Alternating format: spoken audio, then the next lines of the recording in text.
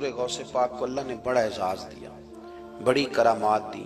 آپ فرمایا کرتے تھے میں نے 40 سال اپنے رب کو راضی کیا ہے مصلی پہ بیٹھ کے۔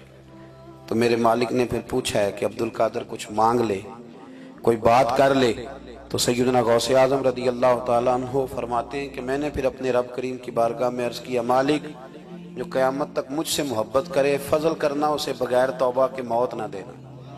تو میرے رب نے میری اس دعا کو شرف قبولیت عطا فرمایا کہ جو مجھ سے پیار کرے گا، میرا نام لے گا، وہ بغیر توبہ کے نہیں مرے گا۔ جنات بھی آپ کی بارگاہ میں حاضر ہوتے۔ آپ کو شیخ بحر و بر کہا جاتا ہے۔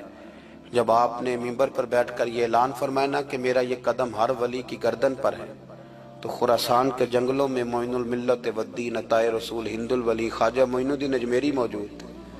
تو وہاں اعلان کرنے لگے، کہنے لگے غوث پاک صرف گردن پہ کیوں، آپ میری آنکھوں پہ بھی قدم رکھیں، میرے سر پہ بھی قدم رکھیں۔ اللہ نے ان اولیاء کو بڑا اعزاز دیا، انہیں اللہ نے بڑی شان دی۔ اپنی نسبت اللہ کے بندوں سے مضبوط رکھیں۔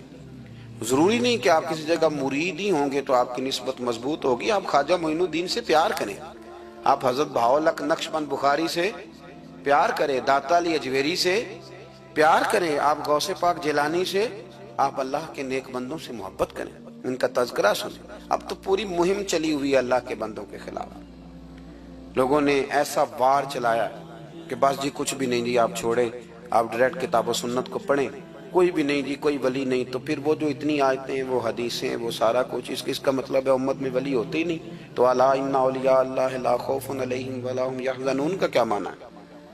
اس کا کیا مطلب؟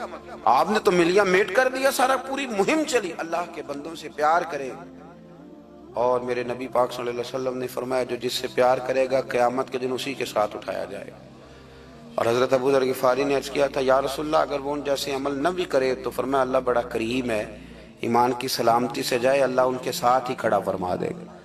سیدنا غوث اعظم کی کرامات اتنی متواتر کے ساتھ ہیں کہ ملا علی قاری فرماتے اتنی تو کرامتیں سنی نہیں اتنی غوث پاک کو اللہ نے عطا فرمائی۔ رب کریم نے انہیں درجہ دیا، وقار دیا، ان کی دعاؤں کو قبولیت دی، اللہ نے انہیں اعزاز کے ساتھ نوازا، اللہ نے ان پر فضل فرمایا۔ ایک تاجر تھا تو ملک شام جاتا تھا اکثر تجارت کرنے کے لیے، مال کما کے لاتا، غریبوں کی بھی مدد کرتا، مدارس کی، مساجد کی، سب جگہ جہاں دین کی ضرورت ہوتی پہنچتا۔ ایک بغداد میں اور درویش بھی گزرے جن کا نام شیخ حماد ہے، وہ بھی بڑے درویش تھے۔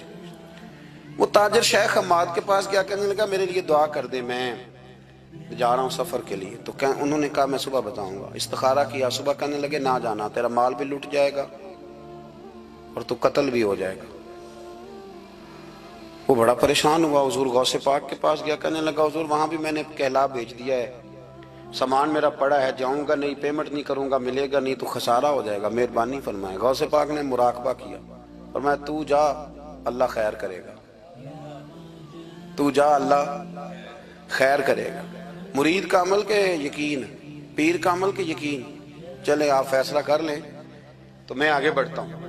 حضرت غوث اعظم رضی اللہ تعالیٰ عنہ نے مرید سے کہا تو جا اور اللہ خیر کرے گا۔ وہ گیا، کہتے میں نے پیمنٹ کی، مال لیا، واپس آیا، گھوڑوں کا سفر تھا، رستے میں رات کو ایک جگہ سویا، خواب دیکھتا ہوں، خواب میں ڈاکو آ گئے، انہوں نے پہلے مال لوٹا پھر مجھے قتل کیا، اور جب میرے گردن پر انہوں نے خنجر چلائی، خواب دیکھ رہا ہوں تو میری فٹافٹ آنکھ کھل گئی، اور جب میری آنکھ کھلی تو میں اسی وقت ہی رخت سفر باندھا، سر پٹ گھوڑے دڑائے، کچھ رات کو کچھ دن کو، سویرے بغداد پہنچ گیا۔